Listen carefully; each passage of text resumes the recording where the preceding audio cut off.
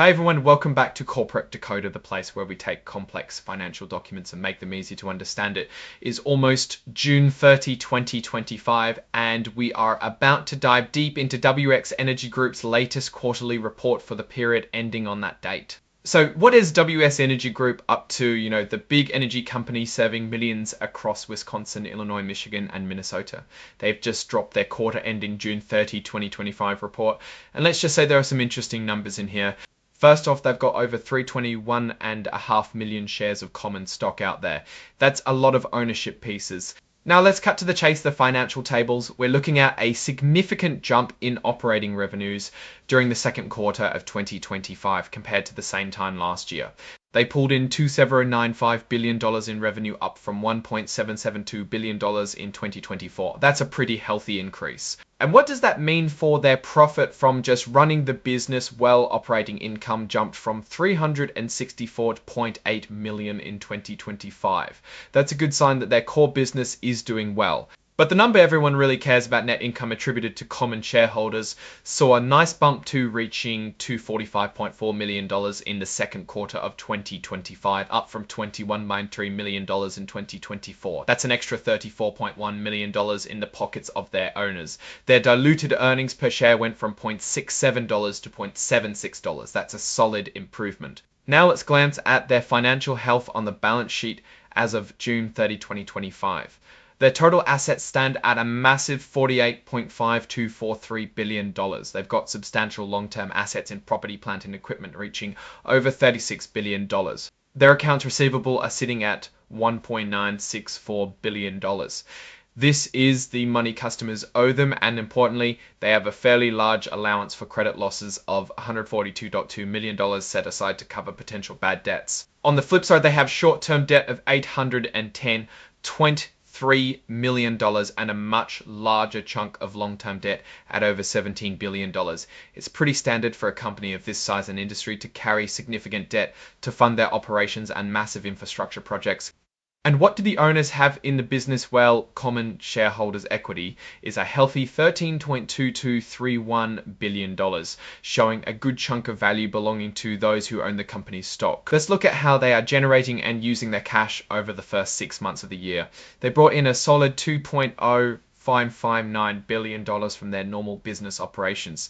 But they are investing heavily back into the business, with capital expenditures alone reaching $1.53005 billion. This is a huge amount and shows they are really putting money into new projects and maintaining existing ones. They also made a big acquisition of Hardin 3, a solar generating facility, for over $406 million. On the financing side, they raised a significant $398.8 million by issuing new shares of common stock. This is a common way for companies to get cash for their large investment plans. They also took on a lot of long-term debt, issuing over $1 billion. Now, like most large companies, WEC Energy Group includes a section warning about forward-looking statements. This is basically a disclaimer that their future predictions might not come true because of lots of risks and uncertainties like weather events, regulatory changes, economic shifts, and even things like cybersecurity threats and climate change policies. They specifically mention risks related to inflation and supply chain disruptions, which are big concerns for many companies right now. They are really focused on how changes in demand for electricity and natural gas can impact them. This includes everything from the weather to customer growth or even people generating their own power. They're also keeping a close eye on data center demand, which is a big new growth area for them. Just a quick note about their business structure. They use the equity method for companies they don't control, like ATC, American Transmission Company, LLC. This means they don't fully report all of ATC's numbers directly, but treat their share of ATC's profits as income on their own books. They've been busy with acquisitions. In 2024, they bought a solar farm in Ohio called Hardin 3 for over $406 million. This is part of their push into non-utility renewable energy. Looking at where their money comes from, about $1.3 billion from electric operations in Wisconsin in just 3 months is pretty significant. Natural gas sales also add up, bringing in another $596 million from across their service areas. Their non-utility revenues are a smaller piece of the pie at around $69.5 million for the quarter. This shows their core business is still their regulated utility operations. When it comes to customers owing them money, they have about $1.6 billion in accounts receivable and unbilled revenue, but crucially, a large portion of that 60.9% is protected by regulatory mechanisms, allowing them to recover potential losses. This regulatory shield helps to reduce the direct risk to the company from customer defaults. That 94% figure is really important. It shows how much of their receivables are protected by regulators, mitigating the direct financial hit from customer non-payment. They have a lot of regulatory assets and liabilities. These are costs or revenues that regulators allow them to defer and account for over time. For example, they have over $800 million in regulatory assets related to plant retirement, which they will recover over time from customers. Conversely, they have huge regulatory liabilities to over $4 billion, mainly related to income tax and removal costs. They are planning to retire some older coal-fired power plants like Oak Creek Units 7 and 8 and Columbia Units 1 and 2 by the end of 2026 and 2029 respectively. This is a big shift towards cleaner energy. This is a major strategic move to align with environmental goals and regulatory expectations. They've been busy issuing new stock to fund their operations, raising over $466 million through their at-the-market program. This is a smart way to get capital without taking on more debt, especially with so many projects in the pipeline. They have substantial credit facilities totaling over $3.3 billion, which give them flexibility to manage their short-term cash needs and support their commercial paper borrowing programs. They are actively managing their debt by issuing new convertible senior notes and also paying off older debt as it matures, like their 3.55. They also issued new 3.375% convertible notes back in June. Their stake in ATC is significant, over $2.2 billion as of June 30, 2025. This investment in transmission infrastructure is a key part of their business, providing steady income through equity earnings.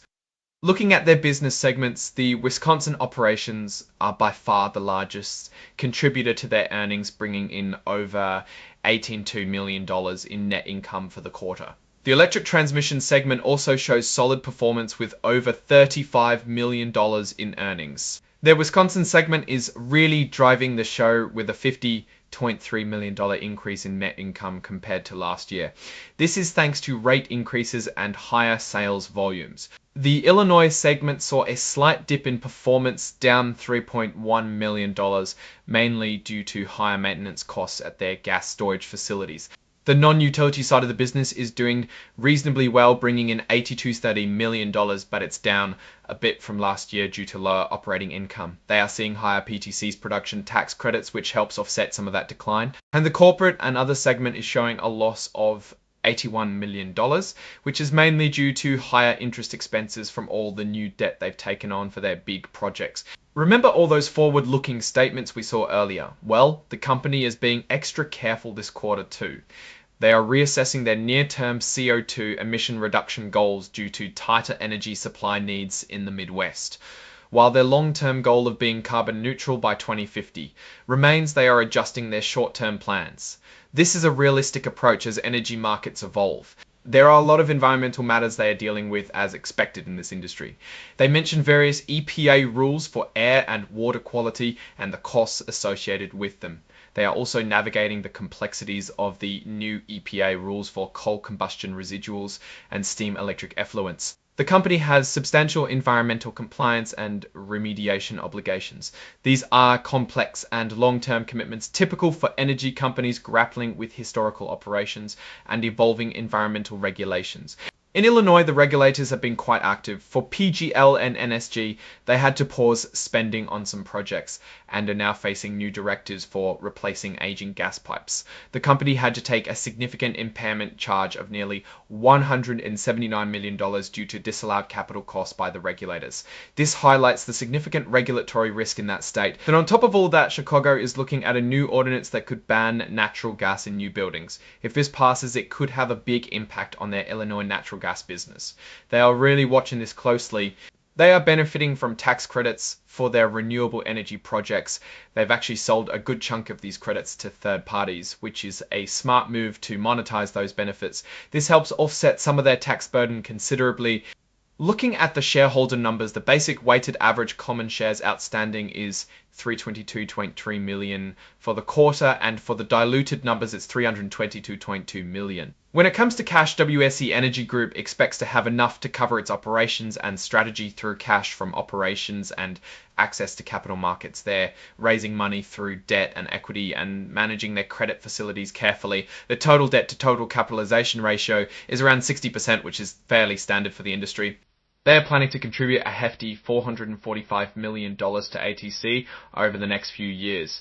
This shows their commitment to their transmission investments. So what's my take on WEC Energy Group after looking at this report? Well, their core utility business in Wisconsin is clearly performing strongly, driven by those rate increases and colder weather. The company is making big investments in renewable energy and natural gas infrastructure, which is a smart move to balance the business and adapt to the changing energy landscape. However, they are navigating some significant regulatory and environmental challenges, particularly in Illinois, and with new environmental rules coming down the pipeline. These could lead to unexpected costs or impact their future invested costs or impact their future investments. Their large debt load is also something to keep an eye on, especially as interest rates fluctuate.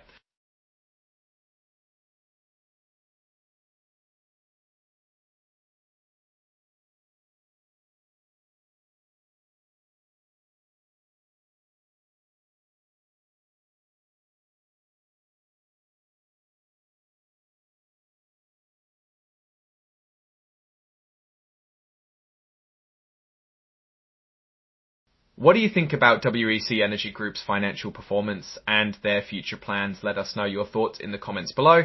And if you found this deep dive helpful, please give this video a thumbs up and subscribe for more. And don't forget to join our Discord community, linked in the description, for more direct insights and discussions.